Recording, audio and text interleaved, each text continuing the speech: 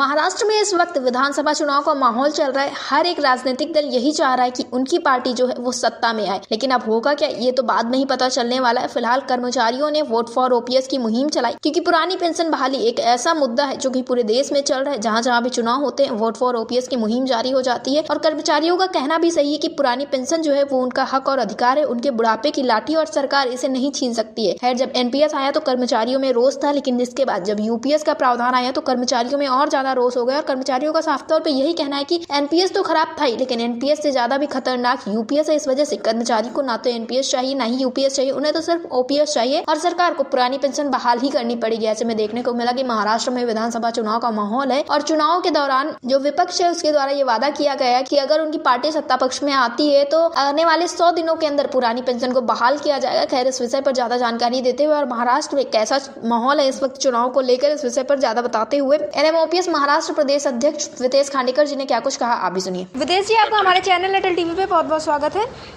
जी, बहुत बहुत धन्यवाद अटल टीवी का, थैंक यू। विदेश जी, जैसा देखने को मिल रहा है कि अब महाराष्ट्र में चुनाव बिल्कुल ही करीब है और ऐसे में कर्मचारियों के अंदर भी काफ़ी ज़्यादा उत्साह देखने को मिल रहा होगा, क्योंकि वहाँ पे ओपीएस का मुद्दा जो है काफ़ी ज़्यादा उठा हुआ था। वहीं विपक्ष के द्वारा भी कहा गया है कि उनकी सरकार अगर आती है तो 100 दिनों के अंदर पुरानी पेंशन को बहाल किया जाएगा। तो इस वक्त कर्मचारियों के बीच में क्या कुछ चल रहा है और आपका क्या कुछ कहना है इन सारी चीज़ों पर?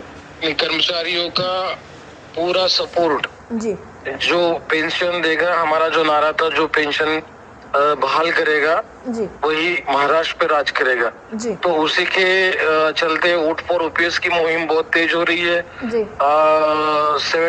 85% मतदान हो गया है बैलेट का। जी, और अभी हम जो पारिवारिक हमारे मतदाता है, जो हमारे परिवार से है, हमारे मित्र परिवार है, उनको ओपीएस के लिए वोट करने के लिए हम प्रेरित कर रहे हैं और आने वाले समय में निश्चित वोट फॉर ओपीएस ये हमारी जो मुहिम है ये रंग लाएगी और जिन्होंने ओपीएस का जिक्र अपने पार्टी में किया है उन्हीं की सरकार बनेगी। जी, विदेश जी, इसी के साथ कुछ दिनों से ये बात बहुत चल रही कि जो सीजीआई चंद्रचूड़ है उनकी जो पेंशन है उसको लगभग 16,80,000 बताया जा रहा है और इससे काफ़ी ज़्यादा बातें हो रही हैं, बहुत सारी चीज़ें हो रही हैं। तो इस पर आपका क्या कुछ कहना है? क्योंकि कर्मचारी लंबे समय से सिर्फ पुरानी पेंशन बहाली की बात कर रहे हैं, फिर भी ये सरकार नहीं देने को तैयार है, लेकिन उनकी सीजीआई की 16,80,000 पेंशन है, इस पे बहुत सारी बातें हो रही हैं।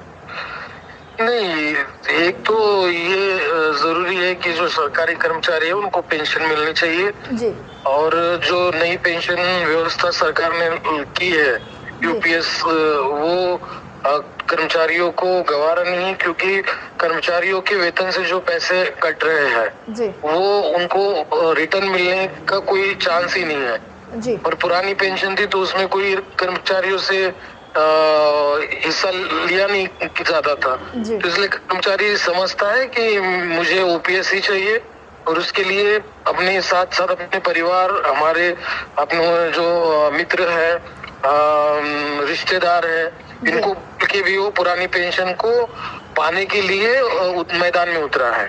जी, इसी के साथ विदेश जी, आपको क्या कुछ लग रहा है? क्योंकि जो पार्टियां हैं, जो राजनीतिक दल हैं, वो सारे तो प्रयास कर रहे थे, जो विपक्ष में जितने कि ओपीएस बहाल करने की बात कर रहे थे, लेकिन सत्ता पक्ष के द्वारा अभी तक ऐसा कुछ भी नहीं किया गया है। तो इस पर आपका क्या कुछ कहना है? नहीं, किसी से भी कुछ राजनीतिक दलों ने मुद्दा लिया है, कुछ ने नहीं लिया है। तो जो जिन्होंने मुद्दा लिया है कर्मचारी उन्हीं के साथ है और उनको जिताने के लिए कर्मचारी अपने स्तर पे भी बहुत प्रयास कर रहा है। क्योंकि उनका व्यक्तिगत जो पुरानी पेंशन का मसला है वो मसला हल होने के बिल्कुल करीब है। सिर्फ अभी 23 तारीख को क्या होगा इसी के ऊपर कर्मचारियों की निगाह है। जैसे ही सरकार में बदलाव परिवर्तन होता है तो कर्मचारी और ओपीएस के करीब जाएंगे। जी, विदेश जी, अटल टीवी से जुड़ने के लिए धन्यवाद। Thank you.